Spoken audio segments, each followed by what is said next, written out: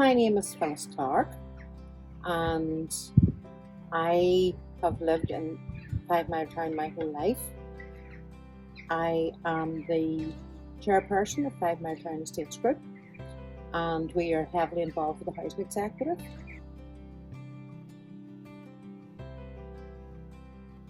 Very much so. I sit on the rural panel for Northern Ireland.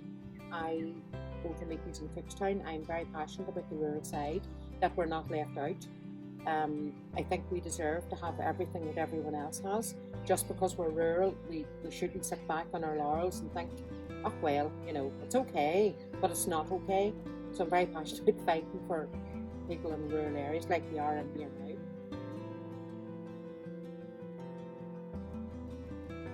It's not long ago, it's actually 46 years ago, coming now in March, that I first signed up as housing executive tenant, and we never had any problems. They always supported, and when we moved, we looked for a transfer to the present house I'm in now.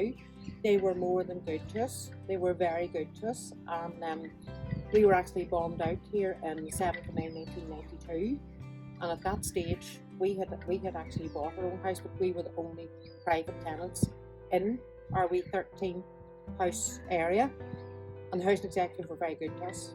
They housed us straight away. It was a massive £1,000 bond. We were actually out of our home for 14 months. We didn't move back. It was 7th of May 92. We didn't move back to July 93. But the housing executive were amazing, and I have to say they were amazing at that stage. We were the biggest family that were left homeless with 4 kids. They had us in a house the next day. In fact, they housed me back in the house I was born in, which was all quite emotional because my mum had just had to move out. But no, they were very good to us, very kind to us.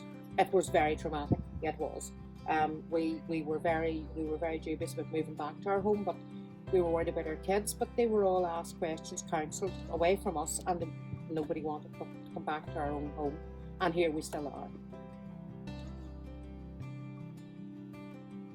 Moving in here, I think we just so passionately wanted to live here for many reasons. One, that I was looking over to the home where I was born in, and it was just a lovely area. I'm not saying there's anything wrong with where we came from, but there was 110 houses there, and I suppose I really just wanted to come here.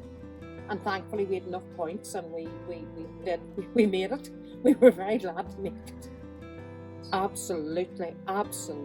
Go through your planning and everything, and even whenever we bought the house, it was all very handy, really.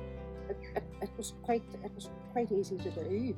It was. Now the housing executive at the minute, there's a scheme, and in 6 months they're coming now to paint where I live here. So I said to the contractor the other day, I said, if you want, I said, I'll pay, we would pay, and they can do the front of our house the same to match everyone else. I never wanted to stand out, or make anybody else that was housing executive tenants or whatever, look at them in the corner, look at what they've got. We don't. We just still try to feel that we're all together here, we really do. All dramatically. I think they have. I think they've changed all for the better, all definitely for the better. But I do feel that the year we've had, or the last 18 months we've had, has been really hard on both them, tenants and everyone, because the pandemic has left an awful, it's very, very hard. And we have a patch manager here, and they're trying their best, and they do keep in touch, and I try my best to, but I'm not in touch with the people that I feel I should be since all this happened. But you know what, we're trying to get back there, we're trying to. They try really hard. When it comes to repairs and all the rest, I rarely hear anybody complaining a lot. I don't.